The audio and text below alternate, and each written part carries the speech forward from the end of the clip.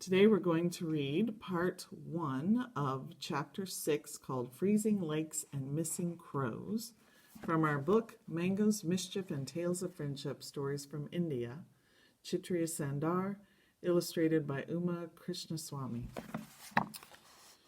Freezing Lakes and Missing Crows. Prince Veera enjoyed running the court with Suku in the king's absence, even if they had to run it in the courtyard. He and Suku always had a good time, but after a week of listening to people complaining about friends, family, and neighbors, the boys wanted a break. "Let's go to the riverbank," said Suku. "We could jump into the water and catch fish. And then we could go to the market and buy some palm fruit," said Prince Veera. But just as they were changing out of their formal court attire, they heard news that King Bhima was on his way back home with a special guest. A welcome party was preparing to receive the king at the edge of the forest where he was camping that night. "The river will still be there tomorrow," said Veera. "Let's go and meet Father."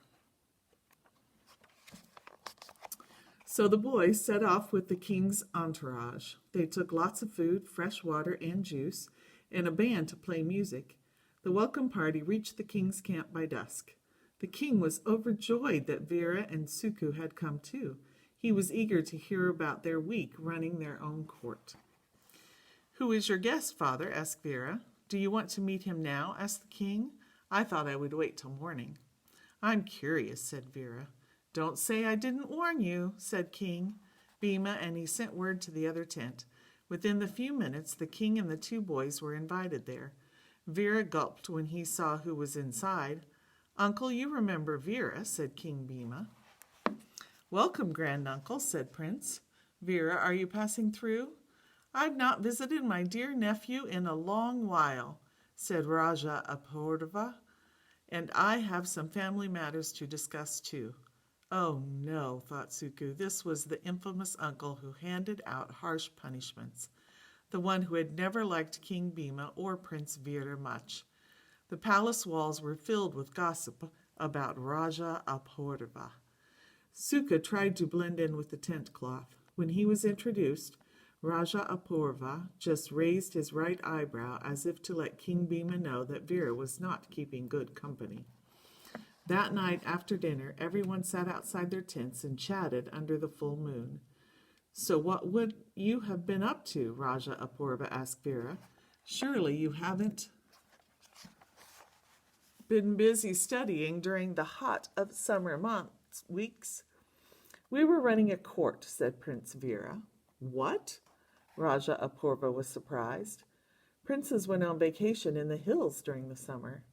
As King Bhima proudly talked about the court cases from the previous year and how Veera had been courageous and just, Raja Apoorva shook his head. "The prince is too young to listen to cases and bring justice to your people," he said. "I have help," said Prince Veera. "Suku is very clever and knows about a lot of things." Raja Apoorva grunted and ignored Suku completely. The next morning, as the hunting party set off towards home, Raja Apoorva lagged behind, deep in thought. He had to show his nephew that the boys were not as clever as they thought, and that a little knowledge was very dangerous.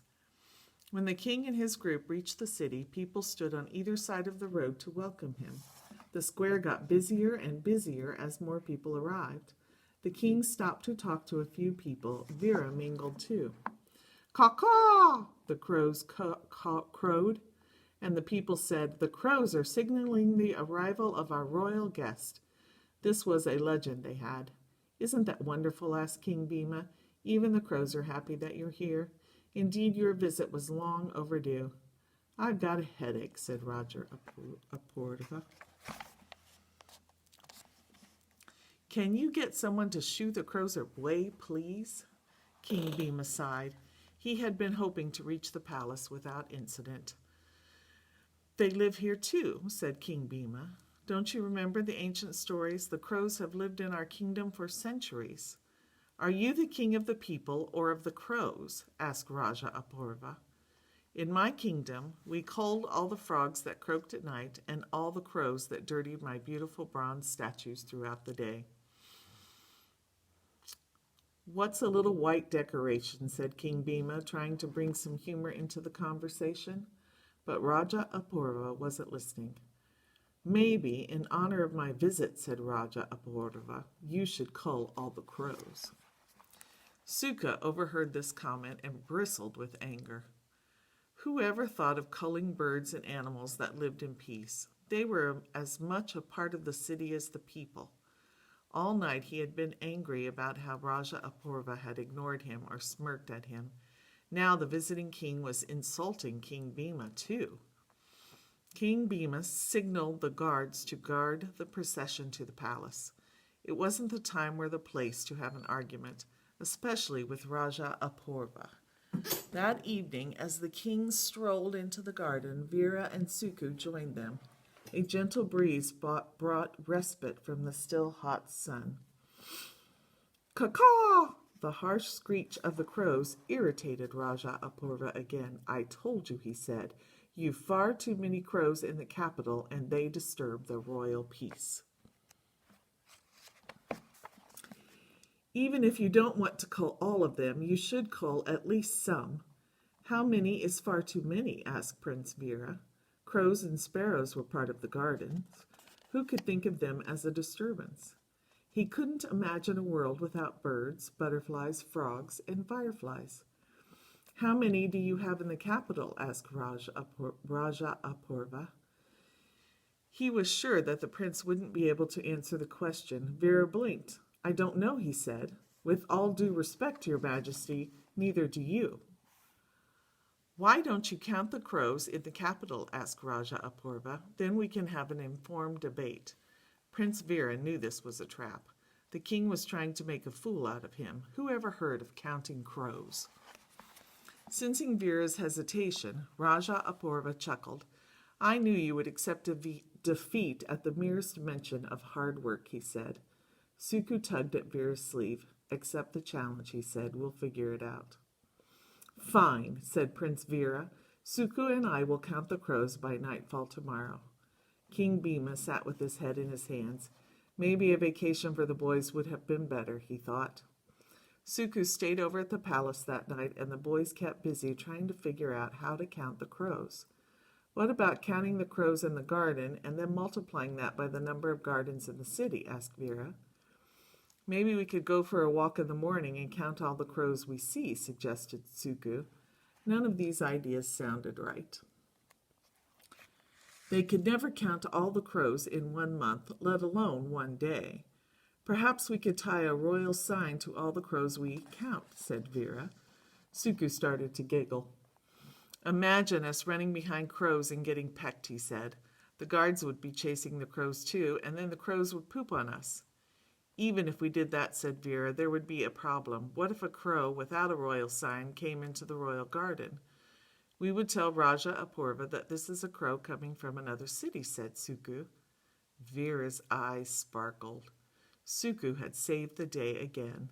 He hugged Suku and danced around the room. Are you going to tell me what's made you so happy? I've got a plan to outwit Grand Uncle Apurva, and it's all because of your genius. How? You'll find out soon enough, said Veera. That night he slept dreaming of crows pooping on Raja Apurva. The next morning, Veera and Suku went into town. After a long day strolling in the market, eating mangoes, and drinking lassi, they returned home just in time for the meeting with the kings. You are both covered in dust, said King Bhima. We've been busy counting crows, replied Prince Veera. Really, said Raja Apurva. So did you manage to count all of them? We never fail, said Prince Veera. Suku will now read out the numbers. Even King Bhima was curious. How did the boys manage it? Suku pulled out a parchment from his pocket. Drum roll, please, said Prince Veera, smiling at Suku. We counted the crows in the gardens and markets, groves and swamps, and even the fields where the corn is being harvested, said Suku. There are 75,325 crows in our capital city. King Bhima wasn't sure whether to believe it or not, but Raja Apurva was intrigued. How did they do it? Surely that number is wrong, he thought. What if I counted them and found more than 75,325 crows? We knew you would ask that, said Prince Vera. Crows are very friendly species. Relatives and friends from other cities and kingdoms visit our crows. But to keep the counting accurate, we didn't count the visiting crows. You should reward them for their efforts, said King Bhima. Wait, said Raja Apurva. One more question. What if I counted and there were fewer crows than the number you read out? Your Majesty, said Suku, the crows in our capital city have families far and wide in the kingdom. Some of them must have gone visiting. King Bhima burst out laughing. I hereby decree that the number of crows in our city is not excessive and there is no need to cull, he announced. Raja Apurva scowled, just for a second.